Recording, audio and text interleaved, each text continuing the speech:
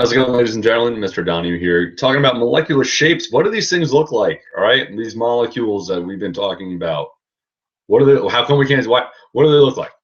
All right.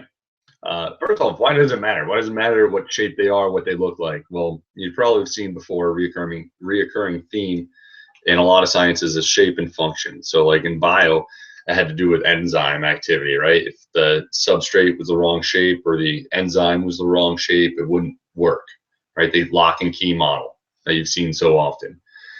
Another reason why it's really important is because it also determines the properties of the molecules. For example, like, well, why is H2O a liquid and CO2 a solid? They're pretty similar.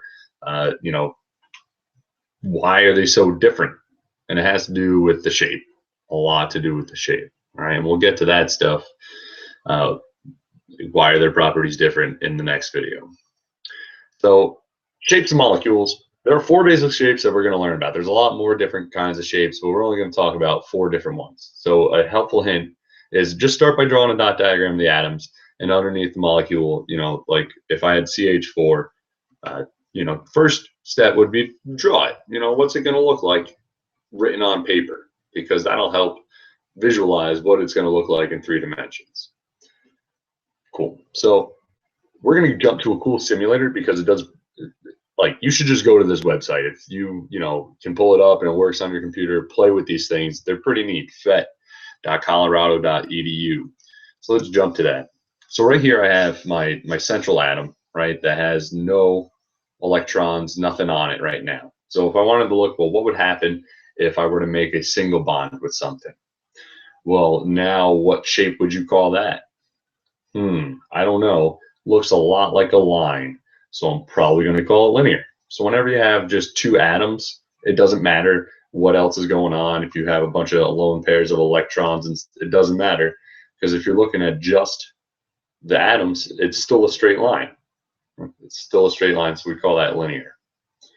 So jumping back, so linear, any 2 atoms, any 2 atom molecules, excuse me, will be linear. Our next example, well, what happens if I have 4 atoms on it? Let's check it out. Here's a weird shape that I've probably never seen before. I'm trying to figure out, well, what should I call it? How do we name these things? Well, I know that it has 4 faces. It's kind of hard to see with the simulator, but there are 4 faces to it. There's the bottom here, there's the face right next to us, there's the back side over here, and then over there. So how do we say 4? Tetrahedral is for side. So this is a 4-sided molecule. So we call it tetrahedral.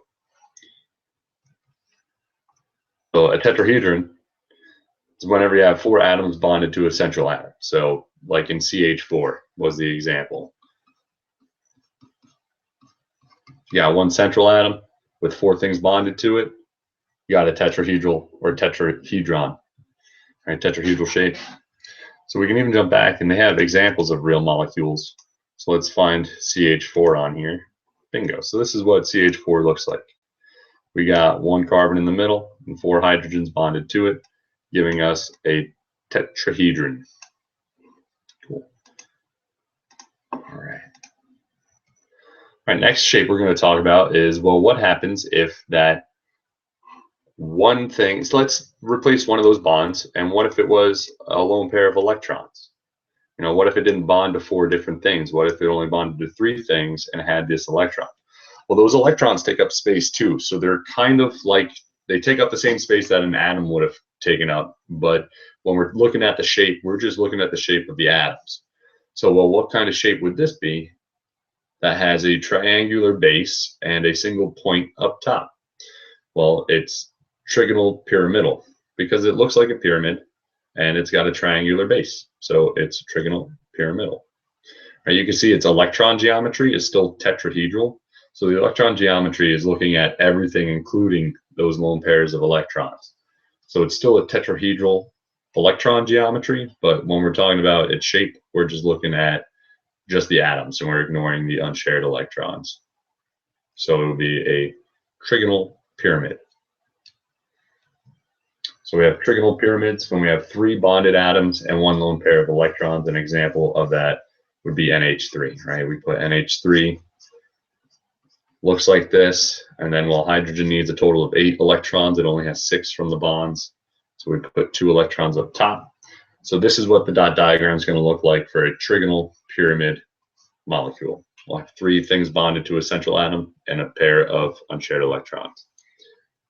The last one that we're going to talk about is if we got rid of one of those bonds again and get rid of one and added another lone pair of electrons.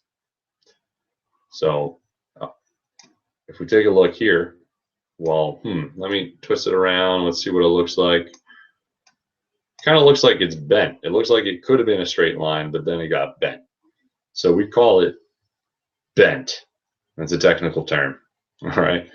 You can see the electron geometry is still tetrahedral because we have 4 things total. We have 2 atoms and 2 unshared pairs of electrons. But when we're given the molecular geometry, we're just looking at just the atoms, and that is a bent molecule. An actual molecule that would look like that would be H2O. So hydrogen makes single bond to the oxygen. There's 2 of them, and oxygen has 2 unshared pairs of electrons. So it's bent, which is why when we're drawing the dot diagrams for H2O, we draw them bent, because this is what it actually looks like in real life. And then 2 unshared pairs of electrons. That's why we don't do something like this. That is why this is wrong. Don't do that. And those are the 4 basic molecular shapes that we're going to talk about. So a parting XKCD comic to keep you entertained. And I will see you in class.